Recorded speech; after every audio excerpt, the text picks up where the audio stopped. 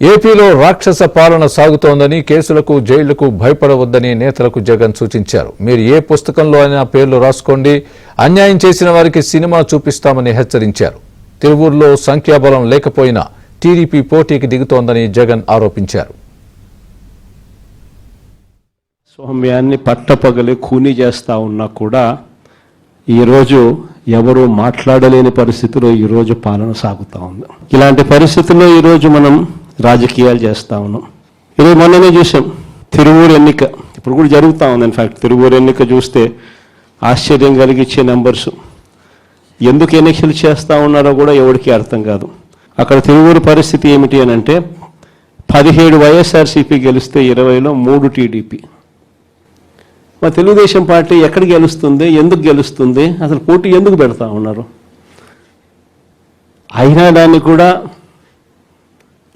లాగేసుకోవాలి అని చెప్పి తాపత్రయంతో బలవంతం చేసి ప్రలోభాలు పెట్టి 17 మందిలో నుంచి ఒక 5 మందిని లాక్కొని చివరికి వైసీపీ 12, తెలుగుదేశం పార్టీ 8కి వచ్చినారు. అక్కడ కూడా ఆ ఎన్నిక కూడా ఇప్పటికీ మెజారిటీ మనమే కాబట్టి ఎన్నిక ఎప్పుడైనా మనమే గెలవాలి. ఆ ఎన్నిక కూడా జరగకోకుండా ఏకంగా పోలీసుల ఆధ్వర్యంలో ఈ ఎన్నిక ఆపుతా ఉన్నారు. మన వాళ్ళందరినీ హౌస్ అరెస్టు, వాళ్ళందరినీ రోడ్ల మీదకి తీసుకొచ్చి నిలబెట్టినారు.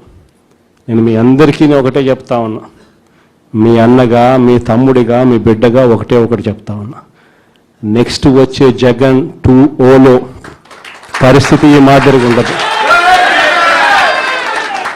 ప్రతి కార్యకర్తకు నేను ఒకటే చెప్తా ఉన్నా, ఎవడెవడైతే మీకు అన్యాయం చేశాడో పర్వాలా, అన్యాయం చేయండి, చేయించుకుంటాం, టైం మీది, కానియండి, కొట్టండి అని చెప్పండి. ఆడు ఎవడేం చేస్తా ఉన్నాడో పేరు రాసుకోండి. రెడ్ బుక్ అని నేను చెప్పను, కానీ పేరైతే రాసుకోండి. మీరు ఏ బుక్లో రాసుకున్నా పర్వాలా, పేరైతే మీరు రాసుకోండి. దాని తర్వాత మాత్రం అన్యాయం చేసినోనికి సినిమా మాత్రం మనం చూపిస్తామని చెప్తాను. ఆ మనిషి రిటైర్డ్ అయి ఉన్నా కూడా లాక్కొని వస్తా, ఆ మనిషి దేశం విడిచిపెట్టిపోయినా లాక్కొని వస్తా. ఎవరిని వదిలిపెట్టేది ఉండదు. ఒక్కొక్కడికి మాత్రం సినిమా మాత్రం ఎలా చూపించానో అలా చూపిస్తామని మాత్రం చెప్తాను. ఖచ్చితంగా వీళ్ళు ఏదైతే నాటుతున్నారో, ఏదైతే ఇత్తుతున్నారో, ఇది రెండింతలు వీళ్ళకు పండే కార్యక్రమం కూడా జరుగుతుందని మాత్రం ప్రతి కార్యకర్తకు